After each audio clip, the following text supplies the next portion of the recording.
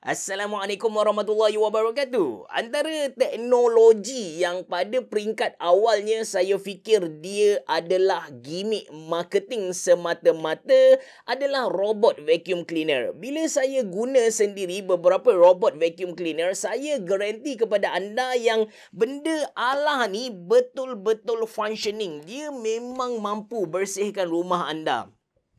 Saya dah review dan guna banyak robot vacuum cleaner. Anda boleh pergi dekat YouTube, anda search Mona Lisa PC robot vacuum cleaner, akan keluar banyak video yang saya dan juga Syaza buat. Tapi dalam banyak-banyak robot vacuum cleaner yang saya pernah guna, saya dan juga isteri saya bersetuju untuk nobatkan Bootslap by 360 S8 robot vacuum cleaner adalah robot vacuum cleaner terbaik. Nanti saya kongsikan dengan anda. Sebenarnya saya dah pernah review robot tu, so anda boleh tengok review dia secara detail kejap lagi. Cuma dalam video kali ni saya nak kongsikan dengan anda tips ataupun apa yang anda kena tengok sebelum beli mana-mana robot vacuum cleaner. Anda bersama saya, Ashraf Jeffrey, dalam channel YouTube Mona Lisa. Kalau anda belum tekan butang subscribe, pastikan anda tekan butang subscribe dan juga button loceng yang ada dekat tepi dia. Jom!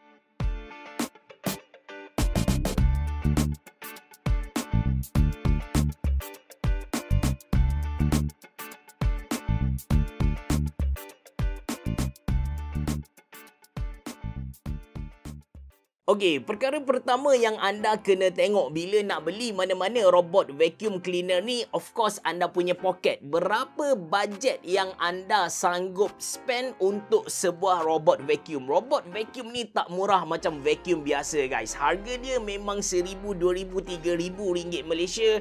Kalau anda jumpa yang harga RM10, RM20 ataupun RM100, buang sajalah.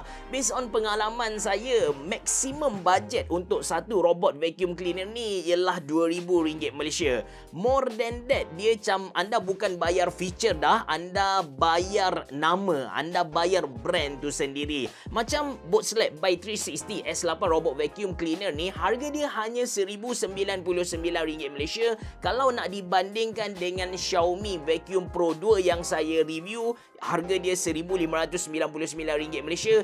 Jauh Bootslap S8 lagi bagus. Dari segi hardware ataupun fizikal robot vacuum tu sendiri, selain dari sensor, kita kena tengok juga kebolehan, kemampuan robot tu untuk mendaki kapet, untuk naik kapet.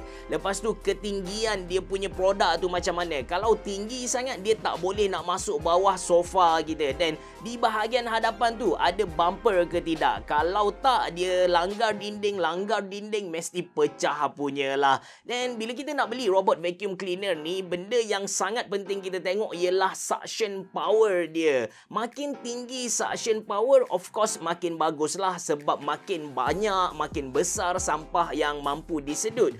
Untuk robot vacuum cleaner ni, standard dia dalam 2 hingga 3,000 Pascal macam tu. Kalau anda dapat cari yang paling tinggi 6,000 Pascal, itu lagi bagus. Untuk Bootslap by 360 S8 ni, dia punya suction power dalam 2,700 Pascal. Cuma saya nak bagi tahu direct kepada anda yang anda tak boleh nak expect dia punya suction power untuk robot vacuum cleaner punya suction power dengan standard conventional vacuum punya suction power tu sama. Walaupun angka dia kita nampak macam sama, tapi sebenarnya dia punya kuasa tu sedikit berbeza. Dia lebih kurang sama macam graphic card laptop dengan graphic card PC lah. Walaupun dia pakai GTX 1070, untuk laptop dan juga PC, performance dia totally different. Sama dengan robot vacuum cleaner ni, dia tak sama, dia tak setanding dengan suction power vacuum konvensional biasa yang kita pegang dengan tangan tu. Oh ya, yang best tentang Bootslap by 360 S8 robot vacuum cleaner ni, dia boleh buat 2 kerja dalam satu masa.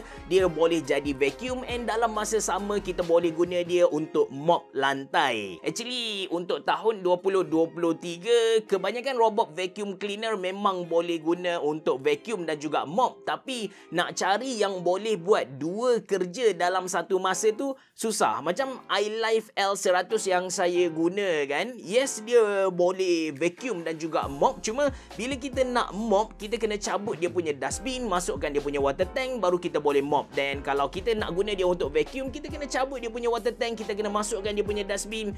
Leceh. Nampak tak? Leceh. Kalau bot slab S8 ni dia boleh buat benda ni serentak. Water tank yang dia bagi kepada kita pun good enough untuk cuci rumah yang 1000 square feet macam tu. 320 mm kalau tak silap saya lah dia punya water tank tu. Dan yang menarik lagi, macam bot slab S8 ni, kita boleh charge dia. Kita boleh charge walaupun dalam keadaan mop. Walaupun kita guna dia dalam mood mop, kita boleh charge dia. iLife L100 yang saya guna, once kita pasang water tank kan, kita tak boleh guna dia untuk, kita tak boleh nak charge. Kalau kita charge, possibility berlaku renjatan elektrik tu memang tinggi lah. So, nampak tak? Betapa mudahnya bot slab by 360 S8 compare dengan iLife L100 tu. Sebut tentang charge ni pun, antara benda yang saya nak puji bot slab by 360 S8 robot vacuum cleaner ni ialah, katakan dia tengah buat kerja, dia tengah syok sapu rumah kita, mop rumah kita kan, then tiba-tiba bateri dia habis.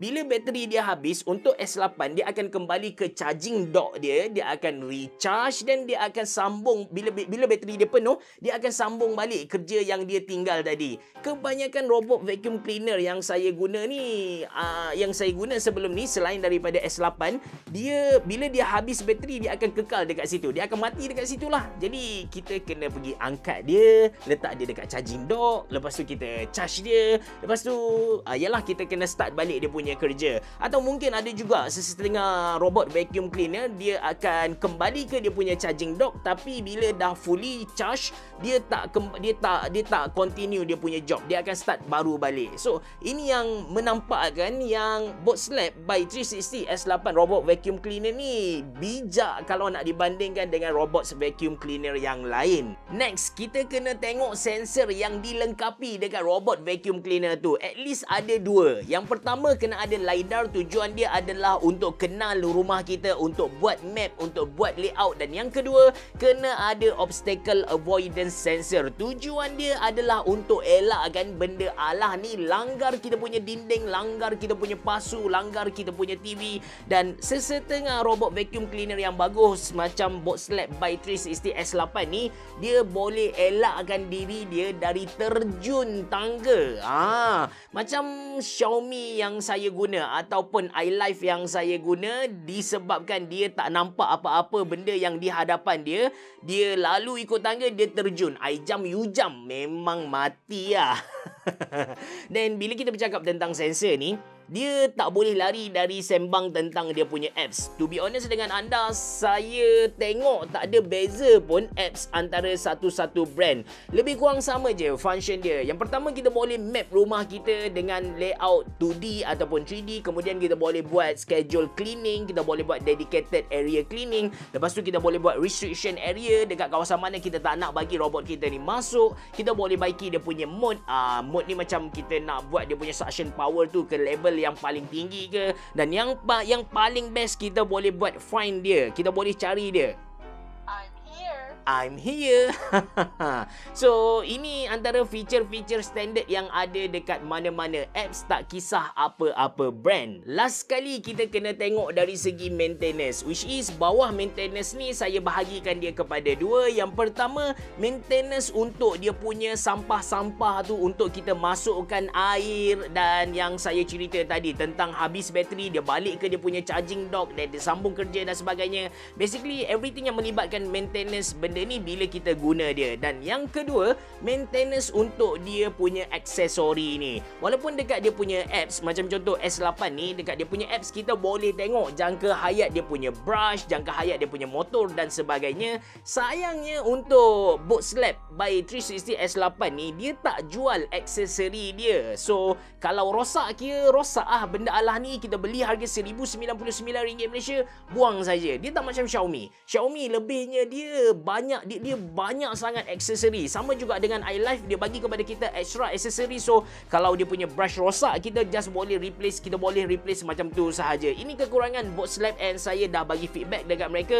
Harap mereka ambil tindakan lah. Kalau tak, memang kita kata itu deal breaker. Yang lain dah bagus gila dah. Dia punya bateri, dia punya sensor, dia punya cleaning, suction power, dia punya intelligent tu sendiri, everything dah okay. Tapi kalau aksesori dia tak ada dijual untuk extra aksesori, seriously, dia macam deal breaker lah. Apa-apa pun, itu beberapa benda yang anda kena tengok bila anda nak beli robot vacuum cleaner. Bagi saya, nak invest RM2,000 Malaysia, okay. More than that tu saya tak berapa recommend lah. Kalau anda tak nak pening kepala, senang saja, anda beli je S8 Boat Slap 360 yang saya pernah guna. Saya dah guna benda Allah ni setahun, dan saya garanti kepada anda kualiti dia memang tip top ah. Itu saja dari saya. Terima kasih kerana menonton. Assalamualaikum warahmatullahi wabarakatuh. Bereboh.